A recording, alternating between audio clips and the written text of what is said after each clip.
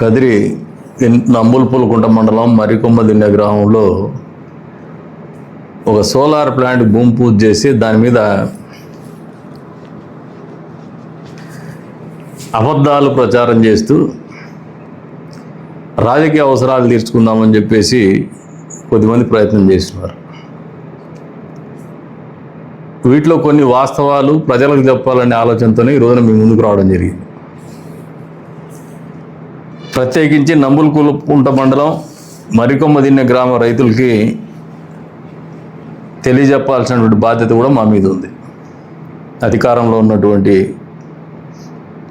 ప్రభుత్వంలో పనిచేస్తున్నటువంటి ప్రజాప్రతినిధిగా మొదటిగా రాజకీయ విమర్శలు చేసే వాళ్ళకి ఒకటి చెప్తున్నాను. అసలు సోలారు భూములకు పాపం అక్కడ భూములు ఇస్తే రైతులు ఇబ్బంది పడతారు. చాలా తోటలు ఉన్నాయి, పశువులకు మేతలైనటువంటి పరిస్థితులకు పోతారు కాబట్టి ఆత్మత్యాగమైనా చేస్తాము, బలిదానాలైనా చేస్తామని మాట్లాడిన నాయకులకి 23లో ల్యాండ్ అక్విజిషన్కి ప్రభుత్వ ఉత్తర్వులు జారీ చేసింది. 2023 7వ తారీఖు 9వ నెల, అంటే వైఎస్ఆర్సీపీ ప్రభుత్వంలో జగన్మోహన్ రెడ్డి గారు ఇచ్చింది, వారి సెక్రటరీ గారు ఇచ్చింది. ఆ ప్రభుత్వం ఆలోచన మేరకి ఆ రోజున వాళ్ళు ఇచ్చిండేది ఎంత అంటే దాదాపు 1120 ఎకరాల భూమి కోసం ఇచ్చినారు వీళ్ళు. 1012 ఎకరాలకి assign land for establishing the solar project and other project under renewable energy sector by own other public and private agency in Marikommadinne village. దీంతో అనెక్సర్లో డీటెయిల్స్ కూడా ఫర్నిష్ చేసినారు. తదుపరి వీళ్ళు యాక్సిస్ ఎనర్జీ అనే ఒక కంపెనీకి ఒక జీవో ఇచ్చినారు 2023లో. ఇస్తూ అదే ల్యాండ్ ఇప్పుడు ఏదైతే 100 మెగావాట్లది ఉందో ఆ ల్యాండ్ యాక్సిస్ ఎనర్జీకి 300 మెగావాట్స్ కోసము వాళ్ళు 600కు పెడితే 300 మెగావాట్ల కోసము ఆ భూమి అలొకేట్ చేసినారు. ఇవన్నీ తప్పని నేను చెప్పడం లే, ఏ ప్రభుత్వాలన్నీ కూడా చేస్తాయి ఇవి. మరి ఆ యాక్సిస్ ఎనర్జీ వాళ్ళు ఏమి ఇచ్చినారంటే, ఇప్పుడు వీళ్ళు ఏదైతే ప్రాణాలు అర్పిస్తామని చెప్పేసి మాట్లాడుతున్న భూమిని during the field inspection by the Access and green energy revenue and survey the representatives of Access Energy not interested to establish solar project at Marikommadinne village as the land was uneven. భూమి ఇది లేదని చెప్పేసి ఎగుడు దిగుడుగా ఉందని చెప్పేసి మాకు వద్దని చెప్పినారు సర్వే చేసిన తర్వాత. The same issue was brought to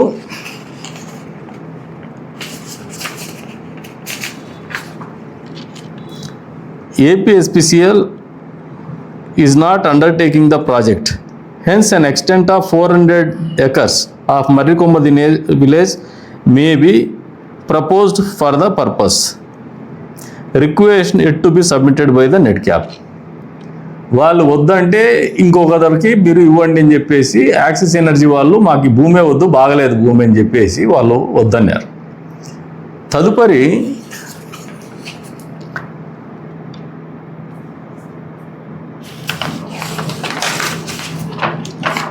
ఈ సోలార్ కంపెనీకి ఏదైతే ఇప్పుడు పుటప్ చేస్తున్నారో ఫేస్ డిజిటెక్ వాళ్ళకి అదే భూమిలోనే 600 ఎకరాలు ఎక్స్టెంట్ ఇస్తూ 100 మెగావాట్ల పర్మిషన్ ఇవ్వడం జరిగింది. గతంలో వైఎస్ఆర్సీపీ పార్టీ ఇచ్చినటువంటి జీవో మేరకు ఏదైతే అప్పట్లో 1000 చిల్లర ఎకరాలు ఇచ్చినారో అందులో ఒక 600 ఎకరాలు ఇదొక భాగం. ఇకపోతే అదేదో సస్యశ్యామలం అయిపోయిండేది, ఆడ రైతులు రోడ్డును పడిపోతున్నారు, ఆడ చాలా పంటలు ఉన్నాయి అని చెప్పి మాట్లాడే వాళ్ళకు కూడా ఒకటి చెప్తున్నా. మా మాటల్ని వక్రీకరించి మాట్లాడే వాళ్ళకు కూడా చెప్తాను. ఈ 600 ఎకరాల్లో 300 ఎకరాలు ప్యూర్లీ గవర్నమెంట్ ల్యాండ్. రిమైనింగ్ 300 ఎకరాల్లో కేవలం 10 ఎకరాల్లో మ్యాంగో గార్డెన్ ఉంది, 2 ఎకరాల్లో టమాటా ఇది పెట్టినారు, అది కూడా అసైన్ ల్యాండే.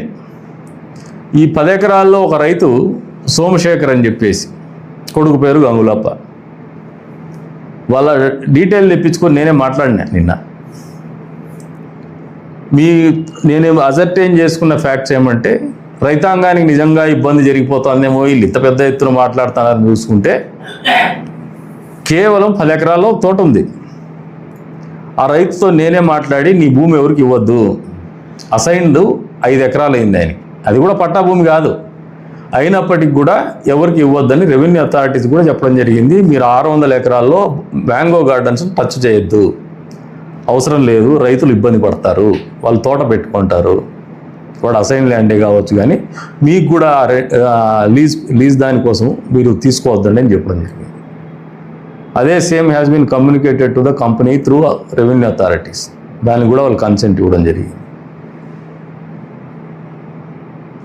దీనికి మరి గగ్గోలు ఎందుకు పెడుతున్నారు మాకు అర్థం కావడం లే. పోనీ ఈ 10 ఎకరాలు పోయి 300 ఎకరాలు గవర్నమెంట్ ల్యాండ్, ఇంకా 300 ఎకరాల్లో 10 ఎకరాలు పోతే 290 ఎకరాలు ఉంటుంది. ఈ 290 ఎకరాల్లో పంట ఉందని వీళ్ళు క్లెయిమ్ చేస్తే మీకు ఖచ్చితంగా చెప్తున్నాము, గూగుల్ ఎర్త్ నుంచి, శాటిలైట్ నుంచి లాస్ట్ 8 ఇయర్స్లో ఇక్కడ ఏదైనా పంట పెట్టినారా అని తీస్తే 100% లేదు ఇంతవరకు. మోరోవర్ ఈ అసైన్ ల్యాండ్ని అసైన్ చేసేటప్పుడే ప్రభుత్వాలు స్పష్టంగా పేర్కొని ఉంటాయి, ప్రభుత్వ అవసరాల కోసం ఎప్పుడైనా కూడా రిజంప్షన్ చేసుకుందామని. అయినప్పటికీ రెన్యూవబుల్ ఎనర్జీ పాలసీ ఏదైతే ఏపీ గవర్నమెంట్ ఒకటి తీసుకుందో, దాంట్లో భాగంగా అసైన్మెంట్ ల్యాండ్ తీసుకున్నప్పటికీ వాళ్ళ భూములు వాళ్ళు సహకరిస్తే వాళ్ళకు 31,000 రూపాయలు లీజ్ అమౌంట్ ఇవ్వండి, ప్రతి సంవత్సరము 5% ఎన్హాన్స్మెంట్తో అని చెప్పిన దాని మేరకే వాళ్ళతో సంప్రదింపులు జరగడం జరిగింది. అందులో భాగంగా 60 మంది రైతులు ముందుకు వచ్చినారు. 60 మంది రైతులు 160 ఎకరాలకు గాను మేము లీజుకి ఇవ్వడానికి సమ్మతిస్తున్నామని చెప్పేసి సమ్మతించడం కూడా జరిగింది. ఇంకా మిగిలింది ఎంత? 130 ఎకరాలు. ఈ 130 ఎకరాలు కూడా రైతుల్ని సంప్రదిస్తున్నారు రెవెన్యూ అధికారులు, వాళ్ళ సమ్మతి తీసుకొని ముందుకు పోతారు. తీసుకున్నప్పుడు రెన్యూవబుల్ ఎనర్జీ యాక్ట్ ప్రకారం government policy is very clear. దాంట్లో లీజుకి ఇవ్వడానికి వాళ్ళతో మాట్లాడుతుంటారు. ఇది ఒక ప్రాసెస్. వచ్చే రోజుల్లో గ్రామ సభలు పెట్టుకుంటే వాళ్ళ తిప్పలు వాళ్ళు పడతారు. దీంట్లో రాజకీయాలు చేయడానికి, రాజకీయాలు మాట్లాడడానికి రాజకీయ నాయకుల ప్రమేయం ఏ రకంగా ఉంటుందో మీరు ప్రజలు ఆలోచన చేసుకోమంటారు. రెండోది రైతులకు చెప్తున్నాను, మీరు ఎవరైనా అఫెక్టెడ్ రైతులు ఉంటే మిమ్మల్ని మోసం చేయడమో మీ భూములు లాక్కోవడమో 100% జరగదు. మామిడి రైతులకు చెప్పినాము, నేనే మాట్లాడినా ఆ సోమశేఖర్ గారితో. అతనుండి నేను అమ్ముకుంటున్నాడే, స్వామి నువ్వు అమ్ముకుంటావో లేదో రెవెన్యూ అథారిటీస్ అడగరా నైనా, నీకు అసైన్మెంట్ అది, నువ్వు అమ్ముకునేటట్టు చట్టం ఉందా లేదో నువ్వు ఆలోచన చేసుకో, అది నిన్నైతే డిస్టర్బ్ చేయరు, ఎందుకంటే మామిడి తోట కాబట్టి.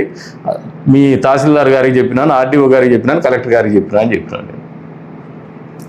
దీంట్లో రైతులు ఇబ్బంది పడే పరిస్థితి ఎక్కడుందో నాకు అర్థం కావడం లేదు. ఇవన్నీ కూడా వాస్తవాలు, రైతాంగానికి కూడా చెప్తున్నా. ఇవన్నీ నేను మాట్లాడిన తర్వాతనే మీకు అర్థమవుతూ ఉంటాయి. కాబట్టి దీంట్లో రాజకీయం చేయడానికి ఎవడన్నా వాడుకోవాలనుకుంటున్నాడు, లేదంటే రాజకీయ ముసుగులో ఏదన్నా గిల్లితే డబ్బులు వస్తాయేమనుకుంటా అంటాడు. రెండు రావు, ఏం అనుమానాలు పెట్టుకోద్దండి. ఇది ట్రాన్స్పరెంట్గా జరుగుతుంది. కార్పొరేట్ కంపెనీ, అది ప్రైవేట్ కంపెనీ, దీంట్లో డబ్బులు గిబ్బులు అట్లాంటివి ఏంటి ఉండవు. రెండోది, ఏ రైతుకు కూడా, ఒక రైతుకు కూడా అన్యాయం జరగని, వాళ్ళని ఇబ్బంది పెట్టనేం, ఇబ్బంది పెడితే మేమే మధ్యలో ఉండి కూడా పోరాడతాం. దానికి అనుమానం పెట్టుకొని సమస్యను పరిష్కారం చేస్తాం. పోరాడే పరిస్థితులు లేము, మేము అధికారంలో ఉన్నాం, ప్రతిపక్షంలో లేము. కాబట్టి పరిష్కారం చేసుకుంటాము. మా పద్ధతి ప్రకారం మేము ప్రభుత్వం ఏదైతే ఆలోచన ఉందో దాన్ని 100% అమలు చేస్తాం. అది మీ విజ్ఞతకు వదిలేసుకుంటాను. రైతాంగానికి కూడా చెప్తాను, మీకు అన్యాయం జరగదు ఈ ప్రభుత్వంలో. చంద్రబాబు నాయుడు గారు ముఖ్యమంత్రిగా ఉన్నటువంటి ఈ కూటమి ప్రభుత్వంలో మీకు అన్యాయం జరగదు. అన్యాయం జరగనీకి కూడా తోటలు ఉండేటువంటి భూముల్ని లాక్కునేటువంటి రాక్షసంగా ఈ ప్రభుత్వం లేదు. వాళ్ళని ఇబ్బంది పెట్టే ఆలోచనతో కూడా లేదు. నమస్తే.